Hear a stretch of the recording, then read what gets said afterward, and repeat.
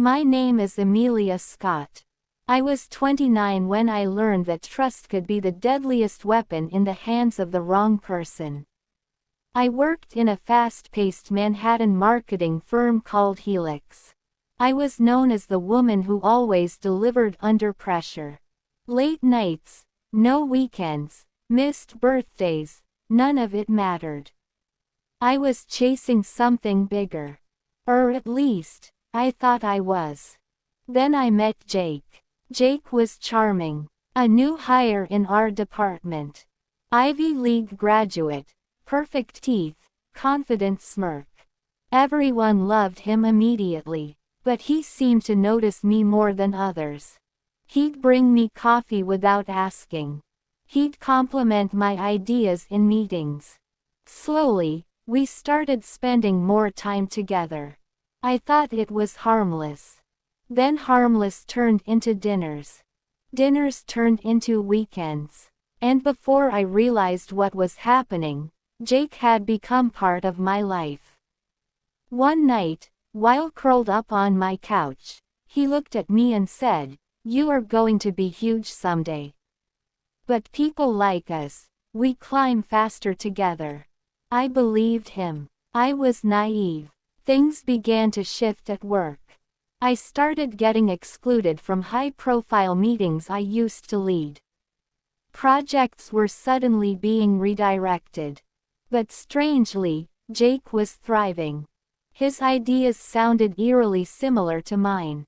He would pitch strategies I had casually discussed with him during late-night calls. I told myself it was coincidence. But the more I watched, the more I saw the pattern.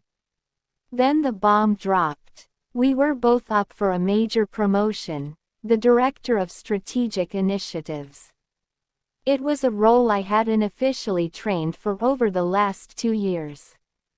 Jake, barely 8 months into the company, was shortlisted as my competition.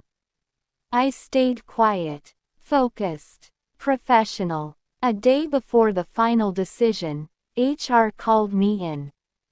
They looked concerned. They showed me an email, an anonymous tip accusing me of manipulating numbers in a recent report. It was absurd. I had never cheated in my life. I laughed it off at first. But the investigation was real. They suspended me pending inquiry. I walked out of the office that day, eyes burning with humiliation. No one met my gaze. Not even Jake. He didn't text me that night. 3 weeks later, the company announced Jake as the new director. My investigation cleared me eventually, but the damage was done. My reputation, built over years, was now tarnished by suspicion.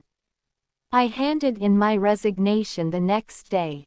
Jake sent me a message saying he was glad things worked out, and that he hoped we could still talk. I didn't reply. I moved back to Boston. Stayed with my sister. I cried for days. Then I stopped. Anger replaced heartbreak. Clarity replaced confusion. And in that clarity, I found my plan. Jake had always been hungry for recognition. He loved the spotlight. Loved the approval of our CEO, Vivian Reed. I still had contacts inside the company. Quiet ones. Loyal ones. I started gathering information. Apparently, Jake had gotten bold. He was now claiming solo credit for campaigns that were team efforts. He had even begun misleading clients to inflate numbers. I documented everything. I built a case, emails, timelines, discrepancies, client complaints, all anonymously gathered. Then I reached out to one of Helix's biggest clients, a pharmaceutical company called Medix.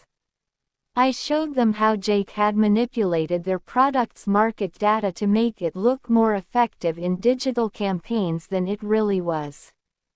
They were furious. Within 2 weeks, Medix terminated their contract with Helix. It cost the company millions.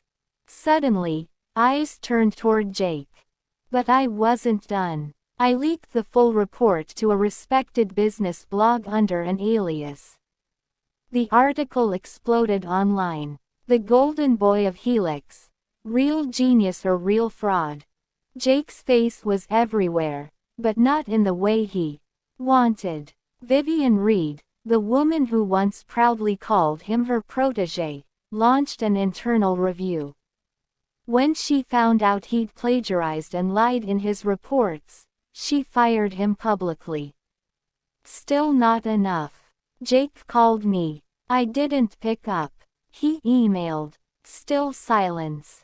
So he found me. He showed up outside my new job, a smaller marketing firm in Boston.